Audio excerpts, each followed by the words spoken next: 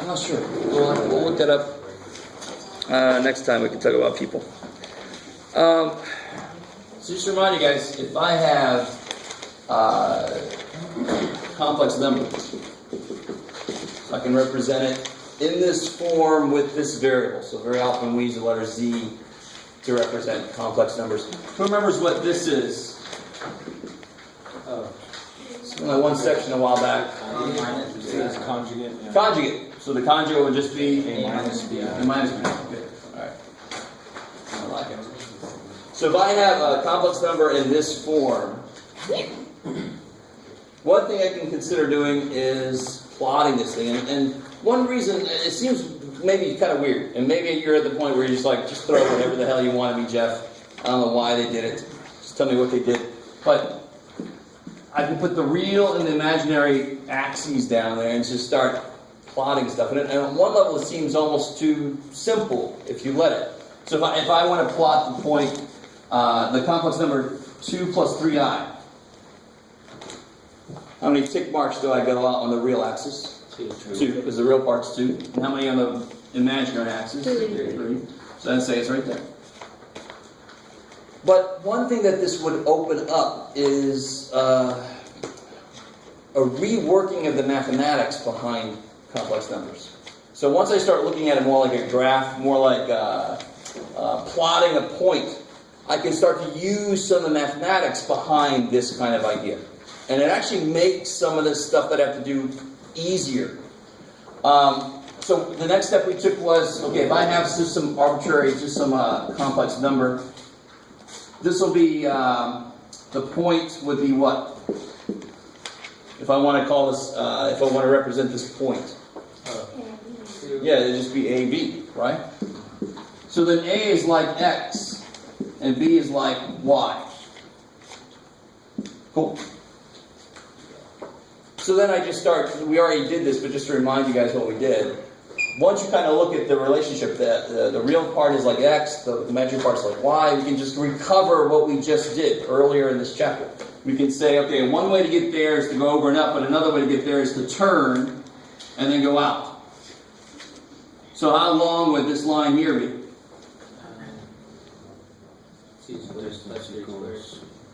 No, it's The square root, 2 squared plus 3 squared.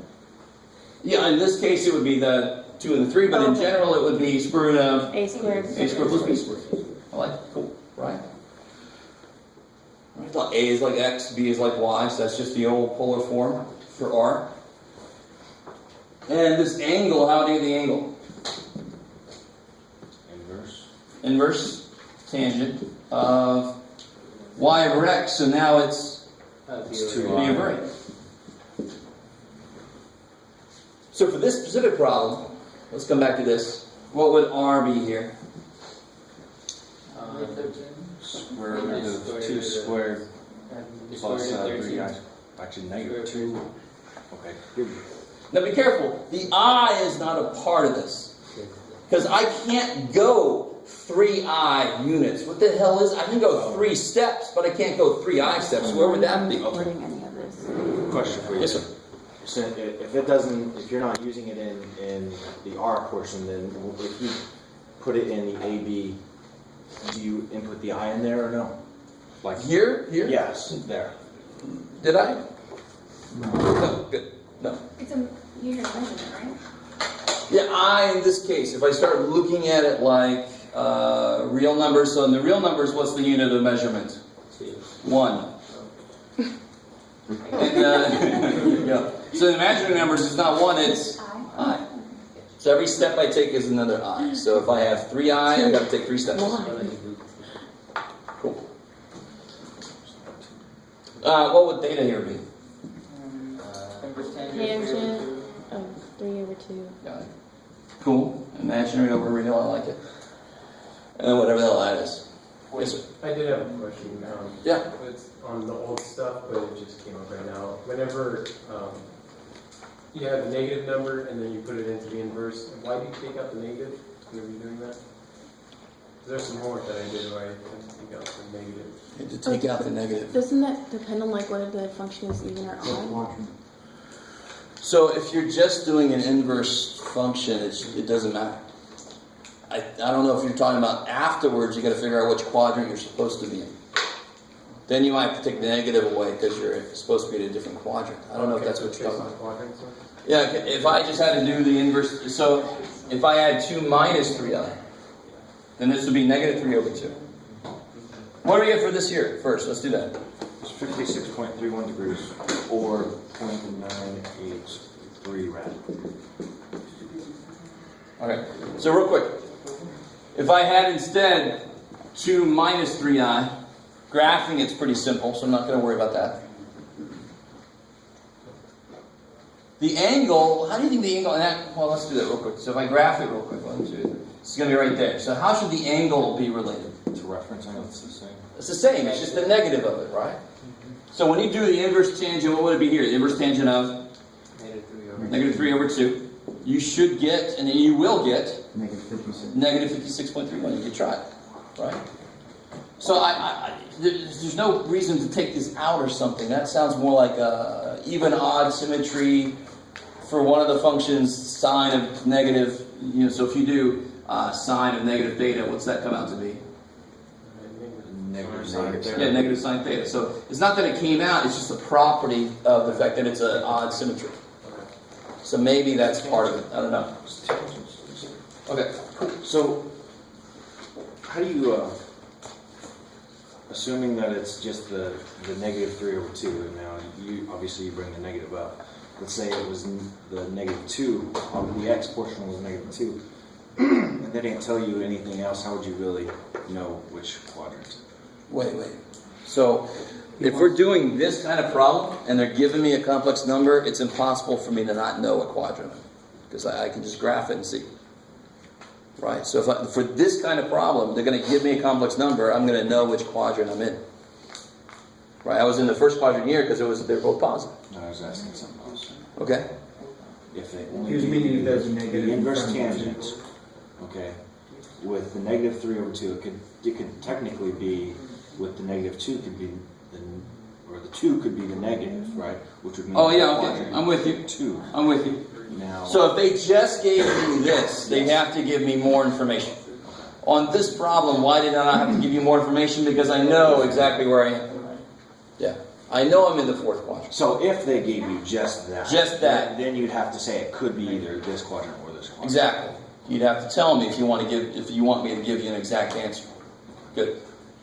Yes. Is it possible to graph it if you don't make the y-axis imaginary? Like on a So if you've ever been to my website, I think it's still at the top. I have this graph. It's fractal. yeah. So another way to plot complex numbers is by using this mapping where the darker the color is. So if you ever look at fractals, some fractals are not made from complex numbers, but some fractals are graphs, true graphs of complex numbers. So some of you guys might realize this is not really graphing. We're sort of using the axes to do other things. So I'm using the idea of x and y axes to try to come up with better mathematics to deal with complex numbers. So I want to eventually be able to do like something like 2 plus 3i to the 11th power and do it really quickly without having to write it freaking 11 times and foil, right? So there is a whole other, there's a more direct way to map complex numbers, but it gets really weird. You get stuff like Mandelbrot sets, and you get stuff like Julia sets, and you get these really cool things. They look like they're just cool. And the colors, the blacker it is, so it's really, if it's black, it's very complex. So the darker the color, you get very colorful things. And you use art all the time to make landscapes. You see fractal art. So if you just Google fractal art, you'll get all this cool-ass stuff. And you can forget that math behind it if it helps you. Or you can realize, holy shit, math is behind this. It looks really neat, and it's created by math. Allow that to be true. Yes? Is there such thing as complex or imaginary polarity when making graphs? Sure. So if you could represent, in fact, we're basically doing something almost related to that, right?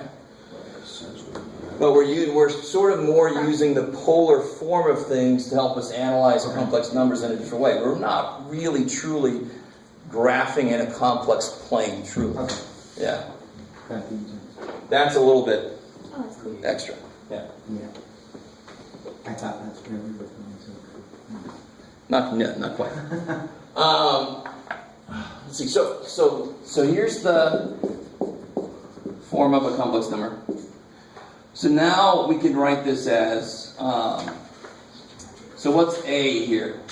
What did we say earlier? A is like x. Right. So how could I replace it with r and theta? R cosine theta. And R sin theta. R sine. yeah, b is r sine theta. Now, if I want to just rewrite this, I have to include the I now, right? As a coefficient. Yeah. So that's where the I comes in. It's just a multiplier of that piece. I like it. So on the actual graph, I don't use complex numbers. They just kind of are my scale. But when I try to rewrite it, then it's got to come in. So now I've got z equals, I can pull the r out. And this is where we left off, I think, way back when we just barely got into this. So here's the cool thing. It's not going to be cool at first, because I'm going to make you do something. Let me see if I go to the same thing that you good. So if I had z1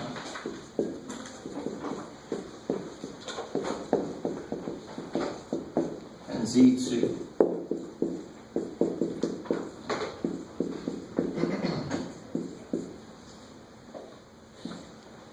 and I want to know what z1 times z2 is. Take a minute to do that.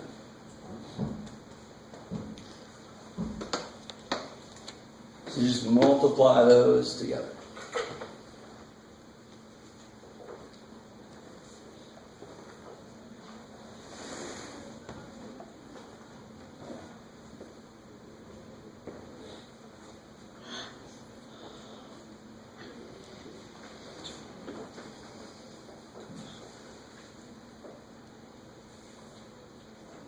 So we should all be able to get to a certain point, and then there's a couple of identities that could be used to gather what you get.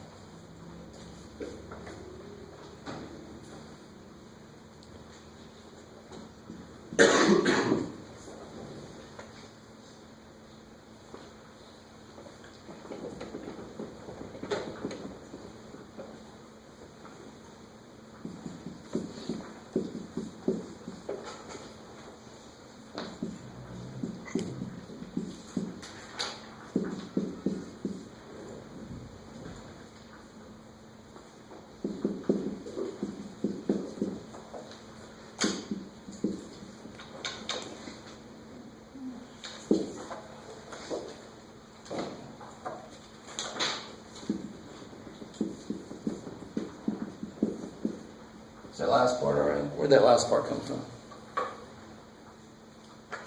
The i's. Yeah, I times I is -1. And you can't combine these two, right? Why not? Because Because they're not like terms, Yeah. right? You got sine theta 1 there, but sine theta 2 there. But notice something about your complex part, for example. We'll start with them because they're already together. So it might be easier to see this. So if I take that I out, sounds painful, but sorry. What am I left with? What does this look like?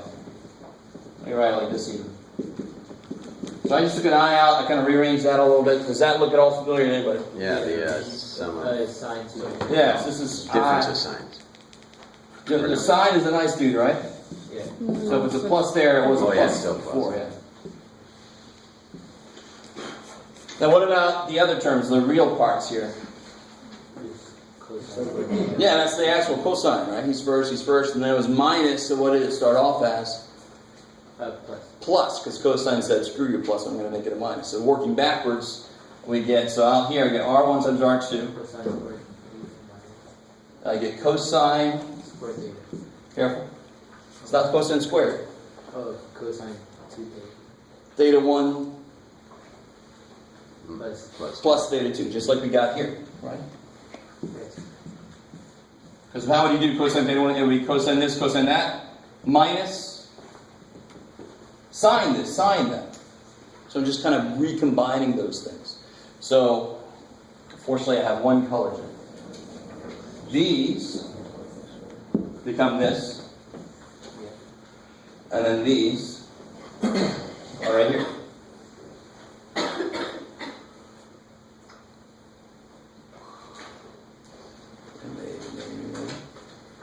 So, yes, ma'am. Where did the thing in the middle come Which part, sir? from? The one that's not Here. okay. Here. Oh, I was just rewriting this. I took an I out, Okay. and then I turned this around, and then that, I can see what kind of identity that is. Okay.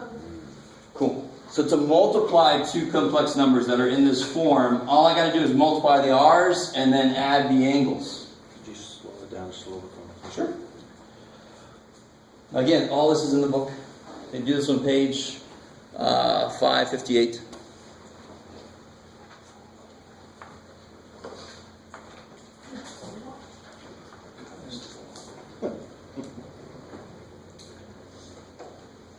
Yes, sir. I think I missed it. What happened to the end piece? The minus sine theta 1 times theta 2? Oh, Yeah. So that addition formula for cosine is cosine cosine minus sine sine. Just put my real parts back together, my imaginary parts back together. I don't know if you guys remember, I think I said this before, but one immediate use of complex numbers in physics, for example, you work with, whenever you have magnetic field, you very often have an electric field that goes along with it.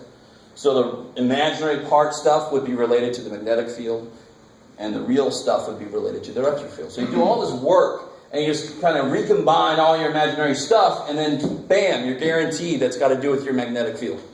It's just the way of keeping track of the parts that are supposed to go together. So that's one use of complex numbers. So what the hell does this mean? Let's do a concrete example. Yes? How did you get those? Where did the negative sign? So cosine cosine minus sine sine is cosine of the addition. All right, what's sine of a plus b? Sine 2. Sine cosine plus sine cosine, right? So I'm just putting that back together using the right identity. Cosine cosine minus sine sine, that's cosine of the addition. That identity. What's the cosine of these two? Oh, okay. Yeah. Got it. Alright. So, here, let's do one that's going to put everything together we've done today, and then we'll probably head out. So what I want you to do, I'm going to give you two complex numbers. I want you to put it in this form for each one, and then I want you to use the formula to figure out what the product is.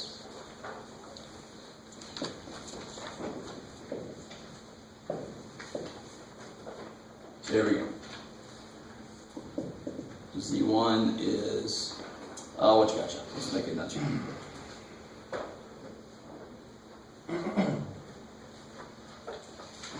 Well, maybe not JavaScript.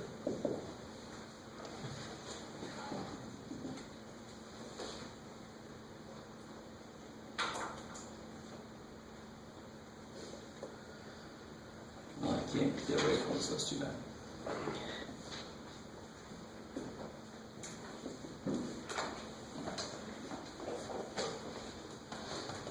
What number is that in the square root? Say again, sir? Z2. What number is that in Three. the square root? Is it five? What's in the square root? 3.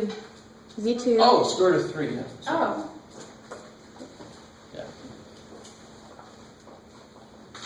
So you might realize I'm trying to make complex numbers that actually come out the angles that you should know.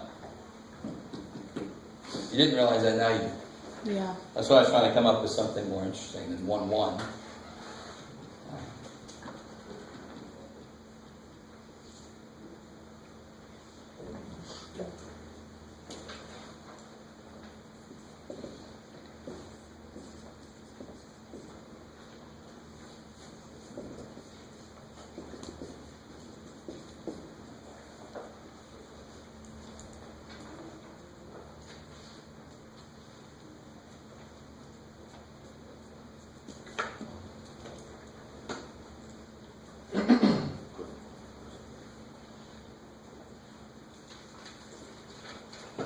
when it's like a minus I, does it mean that like that it becomes sine of -1, or does it mean it becomes minus I sine 1? Yeah, so when you do your graph, it would be down here, right?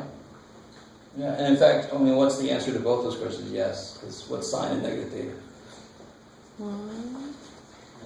Negative sine theta, yeah. Oh, Yeah. So either way you look at it, it's going to come out. Correct.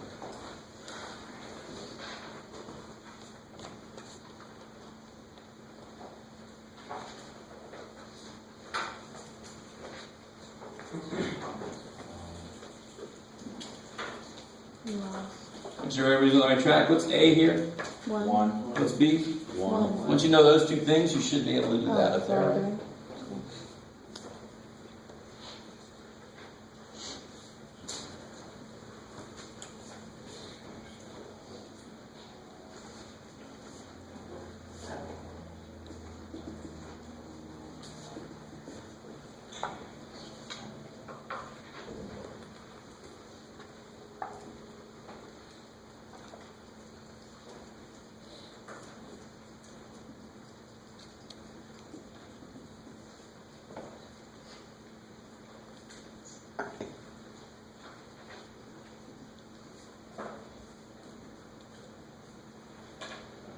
That's not what I want to know.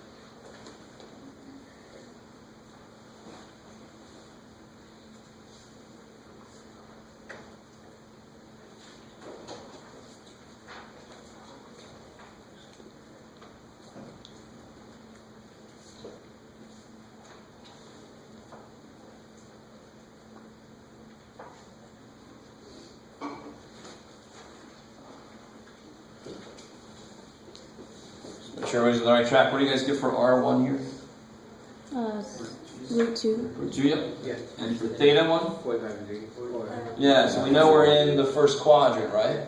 So always make sure you realize that. So then inverse tangent of 1 has got to be 45. Yeah.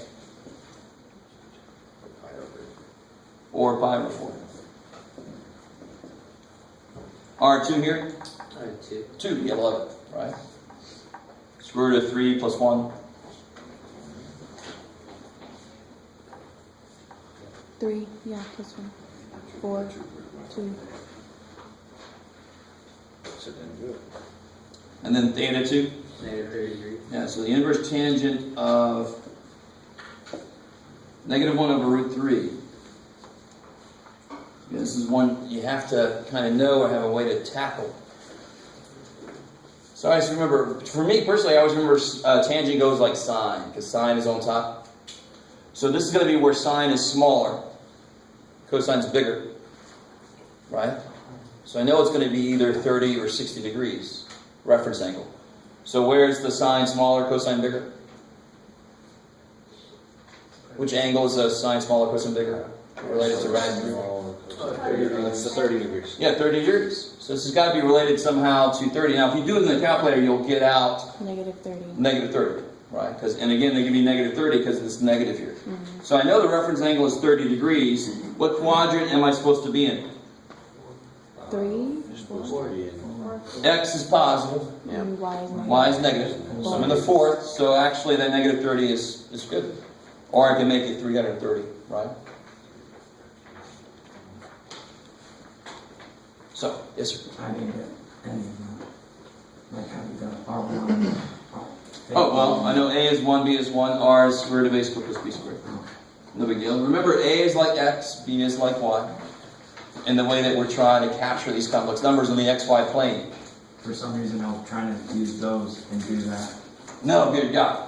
And one thing about this, if I'm given two complex numbers, I am not going to do this middle part more than once, because we just basically did this for every complex number that has ever existed and ever will exist. That's what we just did that. So why the hell would we do that again? I'm just going to use the results, right? This is the derivation, and this is what it is. Okay.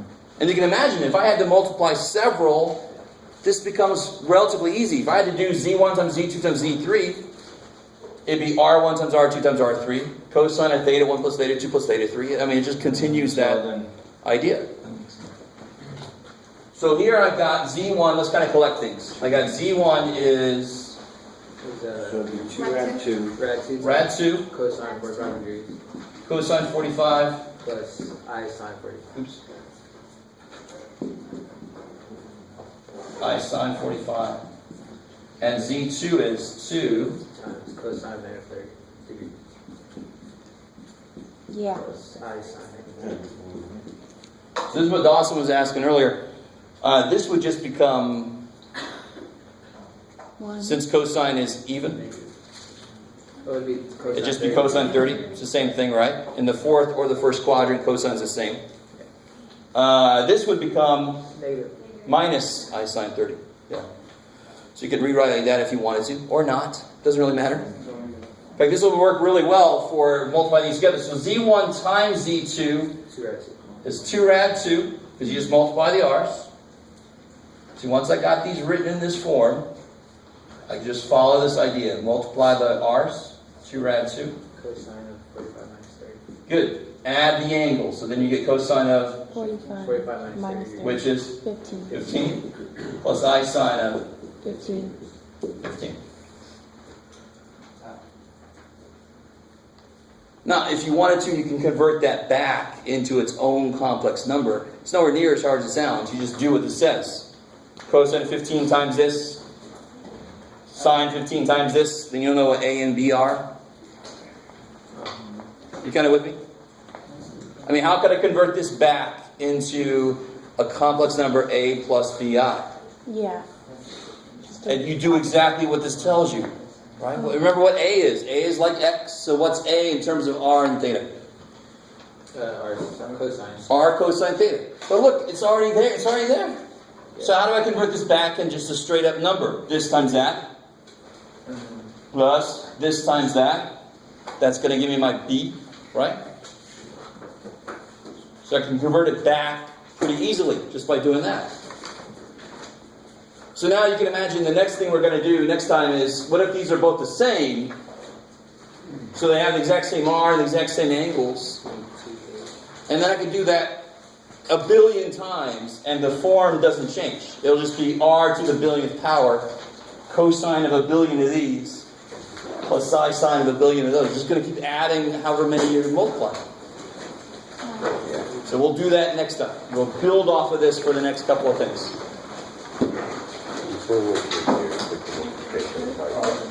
What's the rule say? You want to multiply two together. Multiply their r's. Bam. Add their angles. Bam. Bam. I'm going to catch up eventually. One part So what's, again, it's a, You can probably skip that. So you what's the tangent of what angle is equal? Oh, here's something. It was just about how she got there, and you're like, you owe us. No, that was it. If it's a hospital, And then it's like, Theta is the I don't understand how it still exists, So personally. the tangent of what? Renee should have been over.